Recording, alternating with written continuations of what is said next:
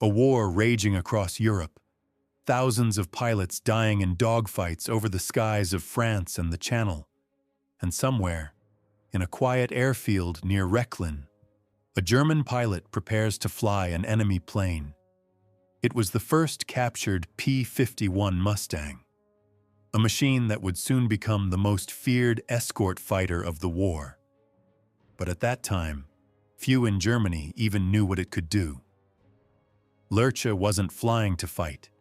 He was flying to understand, to discover the enemy's secret, not with bullets, but with knowledge.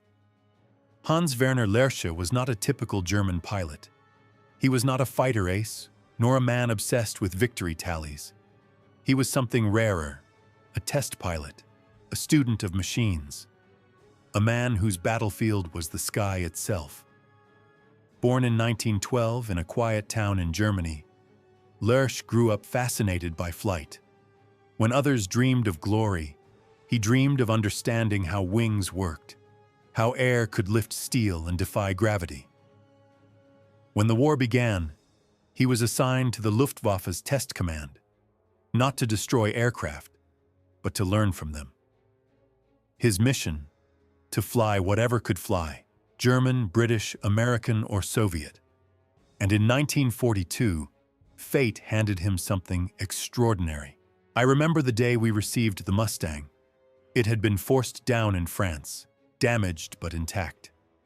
The moment I saw it, I knew this was no ordinary aircraft. The design was sleek, almost elegant. Long nose, laminar wings, and that curious sound, different from any German machine. Before the first flight, I walked around it slowly. I could still smell the American fuel, the oil, the leather of the cockpit seat. It felt foreign, yet familiar, like shaking hands with your opponent before a duel. When the engine started, the ground trembled.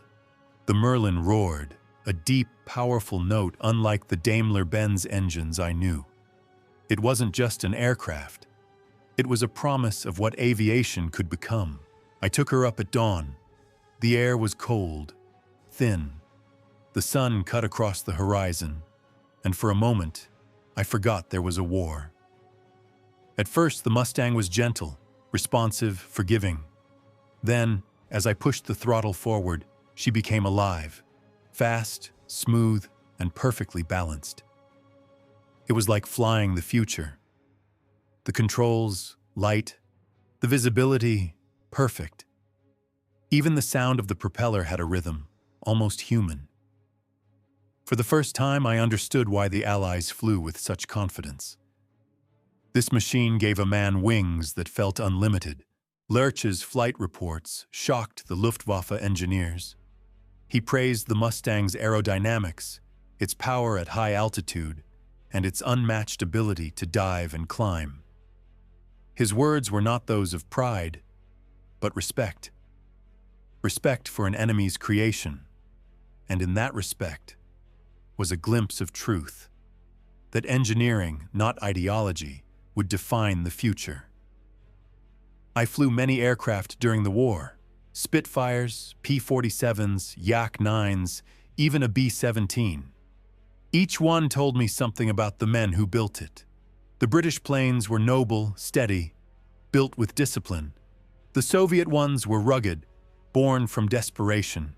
And the American machines, they were built with ambition, with a kind of industrial confidence that we in Germany could never match for long.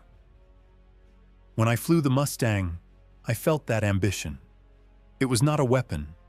It was a statement. It said, "We can build something better. We can win through innovation." By 1945, the sky was no longer ours. The airfields were quiet, and the engines that once sang for the Reich were silent. I survived the war, but many pilots didn't. Sometimes when I close my eyes, I still see them. Diving, climbing, burning. Men who lived for seconds at a time and died believing in what they were told was right. Years later, I saw the Mustang again, this time in a museum. The same shape, the same scent of oil and metal. People walked past it taking photos, but I stood there, silent. To them, it was just an airplane. To me, it was memory of fear, respect, and the strange brotherhood of the sky. Perhaps that's what flying really teaches us, that in the air, enemies are just men, each chasing the same horizon. And sometimes, the greatest victories are not won in combat, but in understanding.